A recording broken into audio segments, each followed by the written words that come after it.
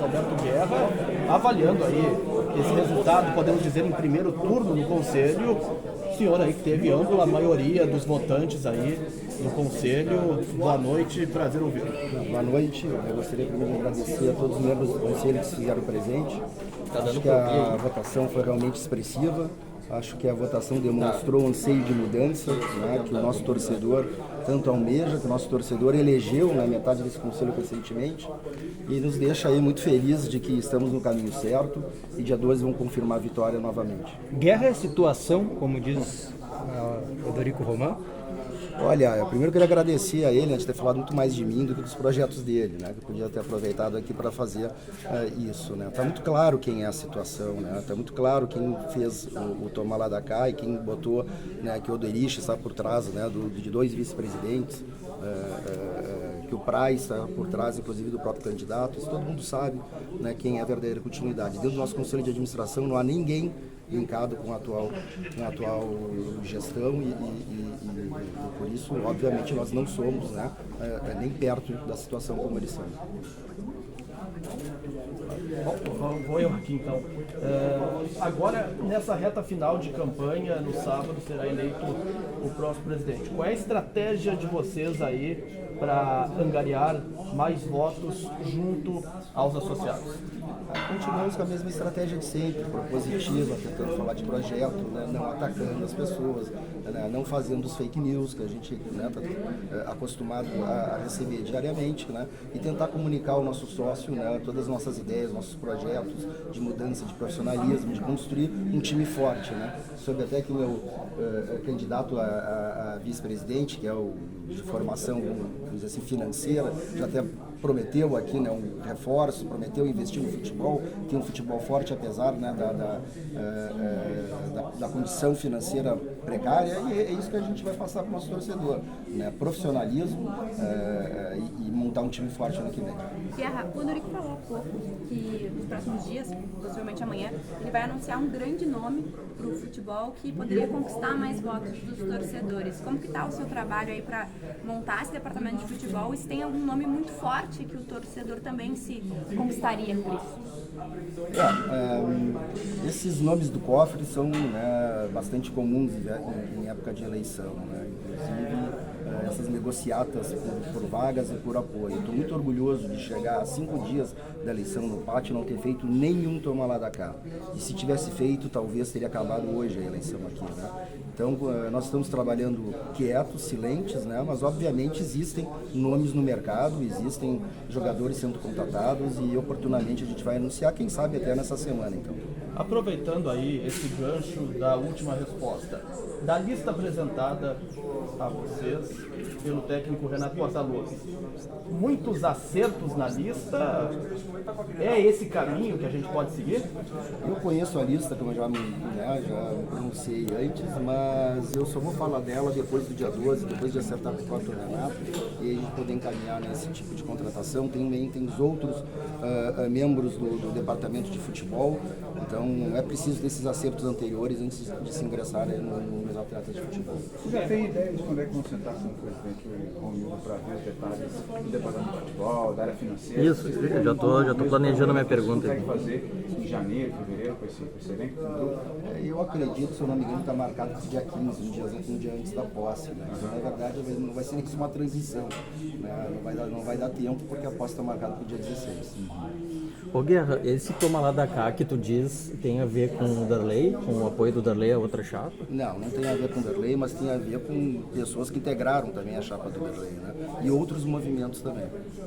Aproveitando aí também, questionei antes sobre a lista do técnico Renato Portaluppi para o cargo de diretor executivo.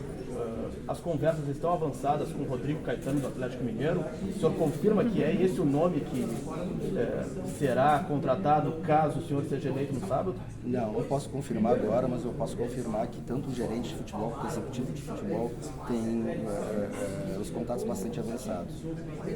Mas não confirma que seja o Rodrigo Caetano? Não confirmo. Guerra, sobre o Renato, né? O Renato é sinal de profissionalização para você?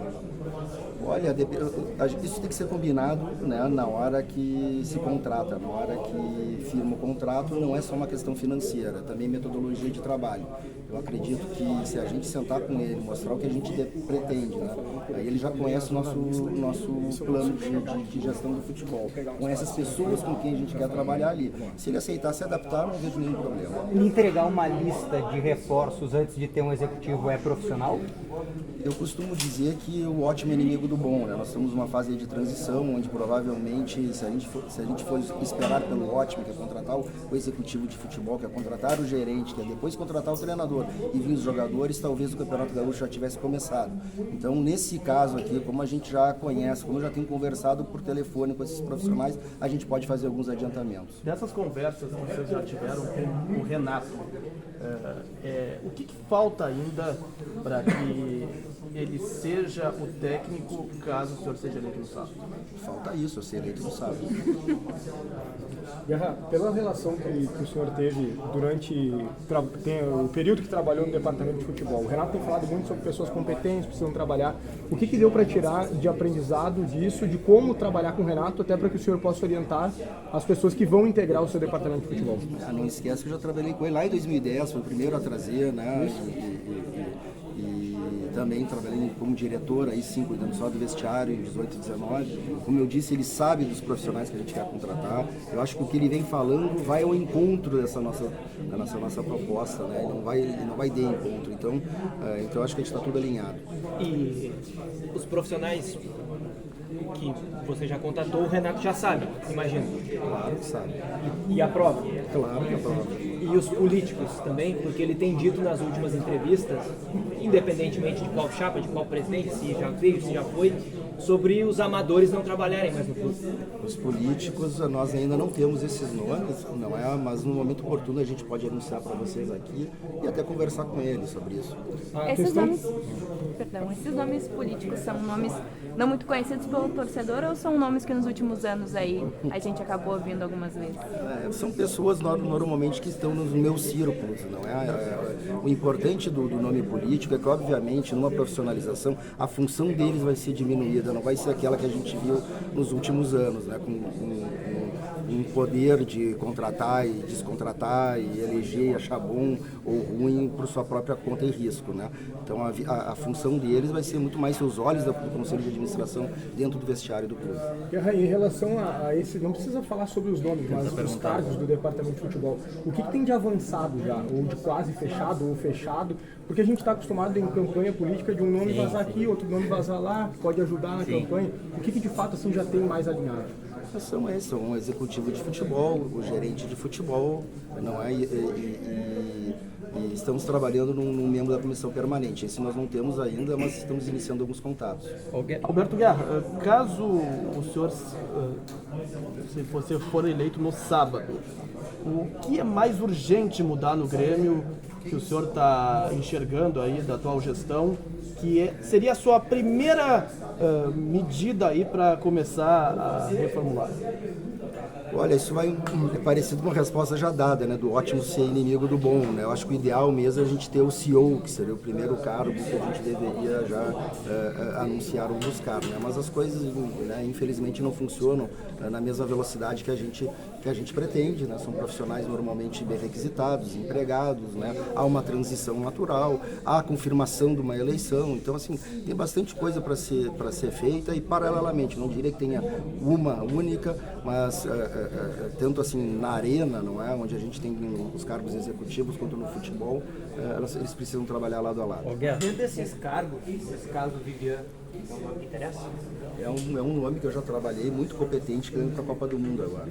O meu colega Kitorbis está perguntando sobre o Mikael, contratações, e que, segundo ele, estaria no plano A, né, da lista do Renato.